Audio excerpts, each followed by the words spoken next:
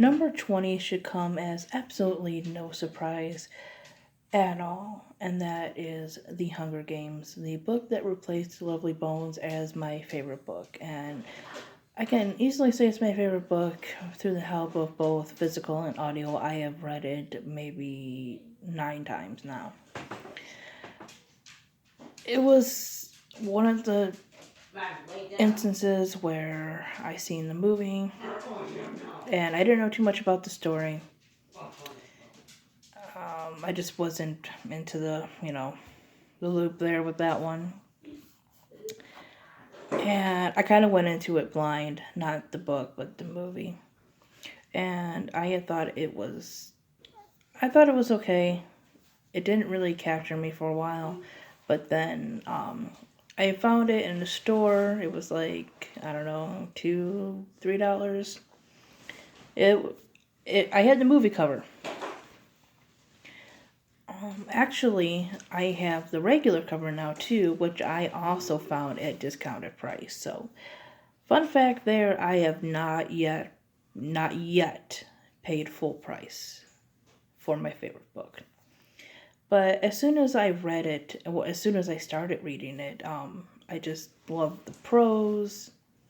I loved the setting, the atmosphere, and I just loved everything that was in the book that obviously they didn't keep in the movie. Everything about poverty and prejudice and the love of family and what you would do for those you care for, and I just related to some of it on certain levels, and I just loved the book.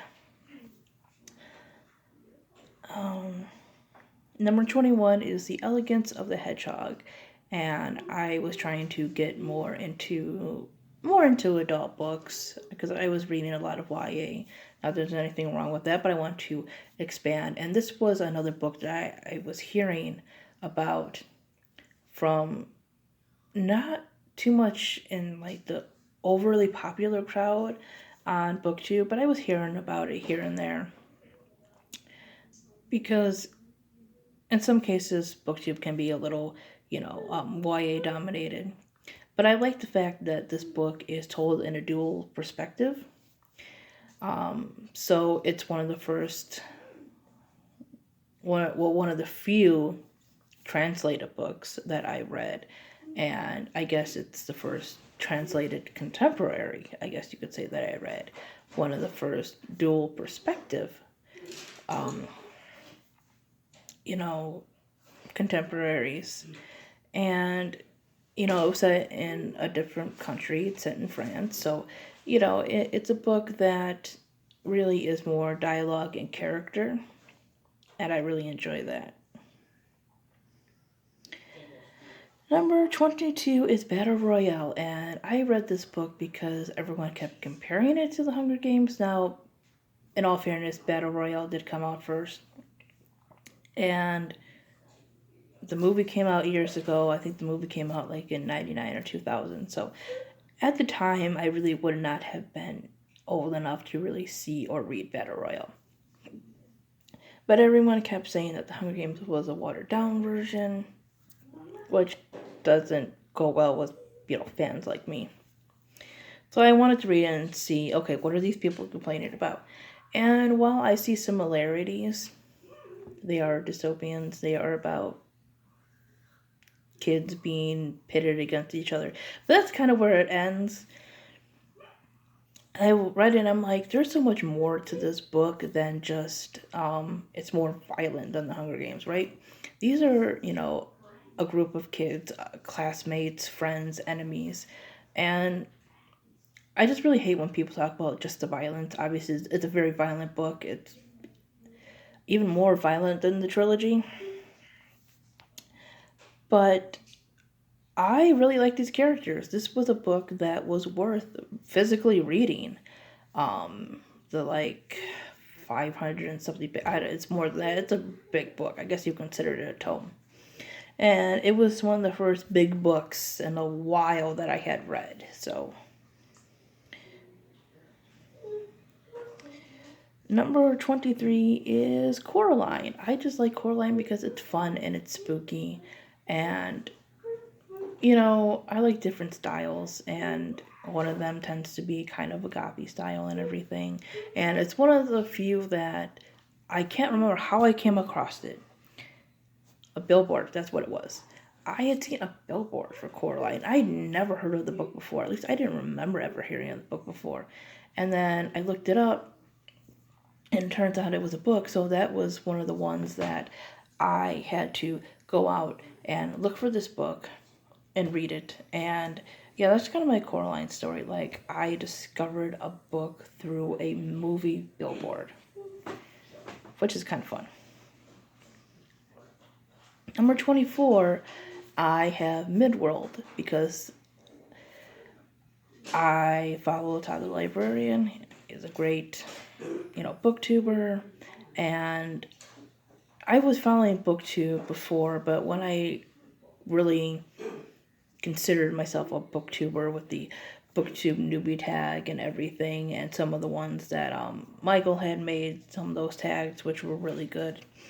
I became more active in the community, and this was another book that, I kept hearing about, but I kept hearing mainly from this one person who really liked it, and, I'm making this list because I really like these books, and I've talked about them a million times, and I'm really passionate about them. So to see someone else who really enjoyed a book, that a book really, just resonated with them, or for whatever reason, that it was really one of their favorites, I decided to pick it up, and it was really good.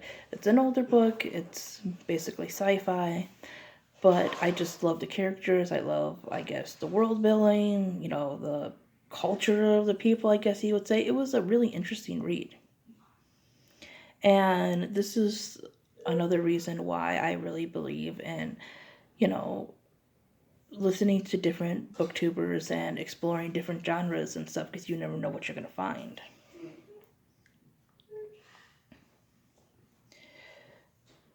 Number 25 is a book that I honestly don't remember a whole lot about, but it really made me think. It was very short, and it was just a surprise find, and it's called God's Debris.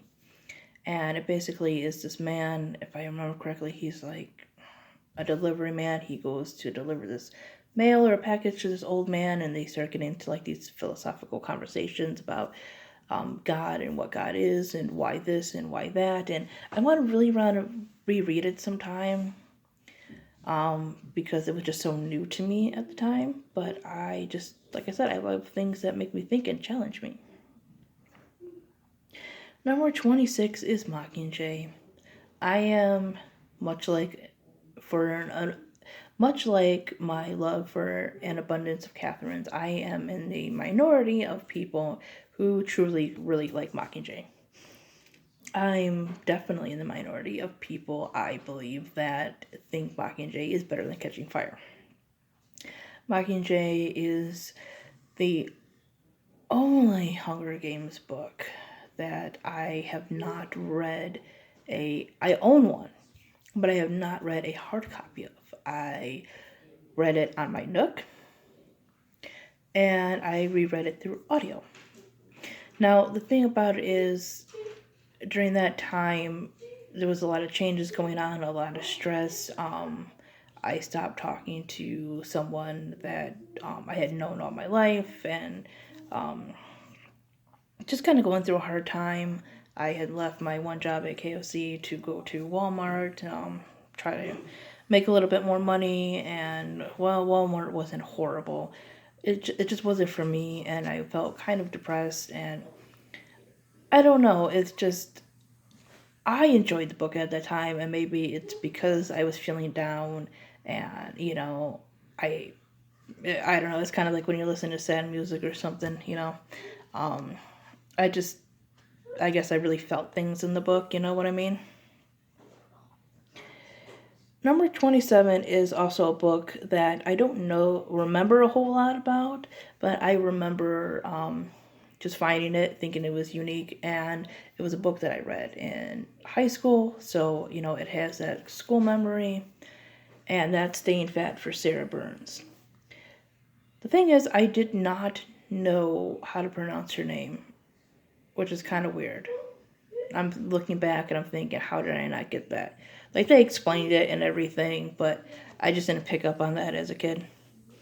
But it was one of the first books that went to kind of a darker tone that I had read, so I kind of have that memory. Number 28 is one of the first books that I kept hearing about on BookTube, and one of the first books that I went out and I sought out because I kept hearing about it and it sounded interesting, and I was hooked from the beginning, and that is Cinder.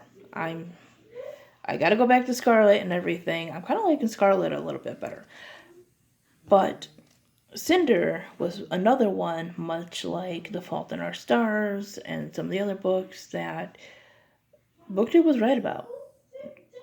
It's a fun read. It's an interesting read. It also introduced me to, the idea of fairy tale retellings, not just to read them, but to also try and write them. I want to write some of those. The next one is Join In, and that is a collection of multicultural short stories. I really love that book. I haven't read it in years. It was something I read also in 9th grade, so it's one of the first short story collections, so that's why that one's important. Looking for Alaska. I know I complained about this one, so that one's number 30. But the thing is that it was one of the first ones that really challenged me, just like Speak. It really challenged me because this is one of the first ones where I liked the plot, but I didn't really care too much for the characters. And so